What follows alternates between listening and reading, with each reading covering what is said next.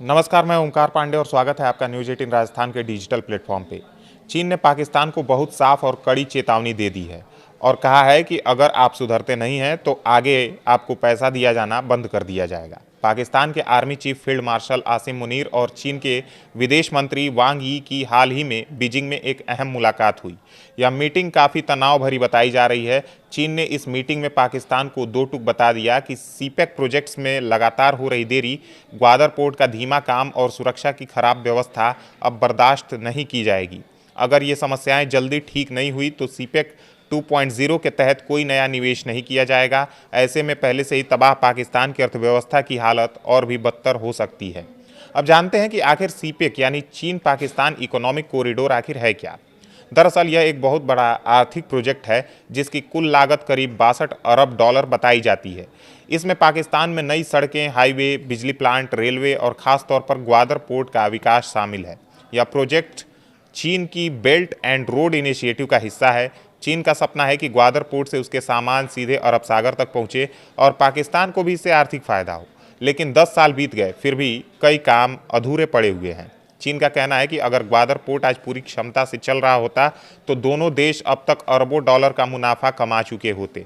सबसे बड़ी समस्या ग्वादर पोर्ट की है। चीन ने कहा है कि सुरक्षा के खतरे की वजह से फरवरी 2026 से ही ग्वादर में चीनी कंपनियों के प्रोजेक्ट्स बंद पड़े हैं।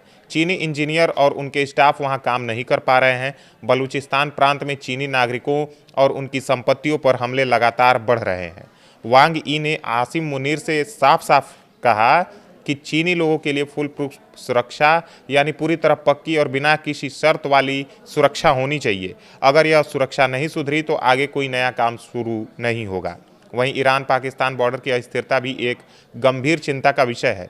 इलाके में ईरान से जुड़े तनाव और अस्थिरता बढ़ रही है। चीन का कहना है कि अगर यह अस्थिरता ग्वादर तक फैल गई तो पूरा पोर्ट कभी ट्रेड सेंटर के रूप में काम नहीं कर पाएगा। चीन ने इसे ग्वादर पोर्ट के लिए डेथ वारंट तक करार दे दिया है। मतलब अगर ईरान की तरफ से आने वाली समस्याएं नहीं रुकी तो ग्वादर का सपना हमेशा के लिए खत्म हो सकता है।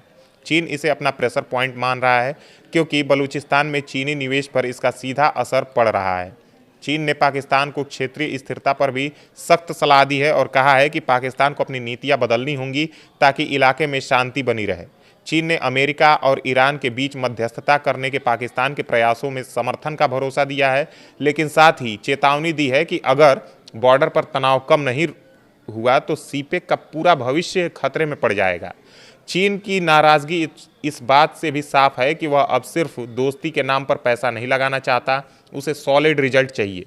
पाकिस्तान को मौजूदा प्रोजेक्ट्स को तेज़ी से पूरा करने को कहा गया है। ग्वादर पोर्ट को पूरी क्षमता से चालू करना होगा और चीनी इंजीनियरों की सुरक्षा भी पक्की करनी होगी। तभी सीपेक 2.0 में नया निवेश और पाकिस्तान को मुनाफा पहुंचाएगा। वैसे तो चीन और पाकिस्तान की दोस्ती को सदाबहार कहा जाता है, लेकिन इस बार चीन की बातचीत में नाराज़गी और धैर्य की कमी साफ दिख रही है। पाकिस्तान के लिए यह एक बड़ा इम्तिहान है। अगर वह जल्दी से अपनी व्यवस्था दुरुस्त नहीं करता है तो चीन का सपोर्ट और निवेश दोनों रुक सकता है, जिसका असर पाकिस्तान की अर्थव्यवस्था पर भी पड़ेगा। चीन अब पाकिस्तान से सिर्फ वादे नहीं बल्कि काम चाहता है। देरी, सुरक्षा की लापरवाही और क्षेत्रीय अस्थिरता सीपेक प्रोजेक्ट को अधर में लटका सकता है और पाकिस्तान की ये लापरवाही अगर लगातार चलती रही तो चीन इसे बर्दाश्त करने वाला नहीं है।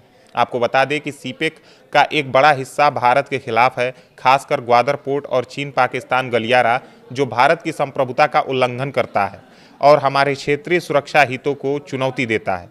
जब चीन पाकिस्तान के बीच दरार बढ़ रही है, सुरक्षा समस्याएं उभर रही हैं और निवेश रुकने की आशंका है, तो भारत के लिए यह एक बहुत बड़ी राहत की बात है। भारत हमेशा से कहता है कि ऐसे प्रोजेक्ट्स पारदर्शिता, स्थिरता और पड़ोसी देशों के साथ सम्मान के साथ होने चाहिए। आज पाकिस्तान की आंतरिक कमजोरियां और क्षेत्रीय अस्थिरता खुद ही सीपेक जैसे प्रोजेक्ट्स को कमजोर कर रही हैं। भारत को इस स्थिति में अपना मजबूत कूटनीति, आर्थिक शक्ति और क्षेत्रीय सुरक्षा को मजबूत करना चाहिए। साथ ही नेबरहुड फर्स्ट और एक्ट ईस्ट नीति के साथ साथ मजबूत इंफ्रास्ट्रक्चर और सुरक्षा व्यवस्था हमें क्षेत्र में एक स्थिर और विश्वसनीय शक्ति बनाएगा। धन्यवाद।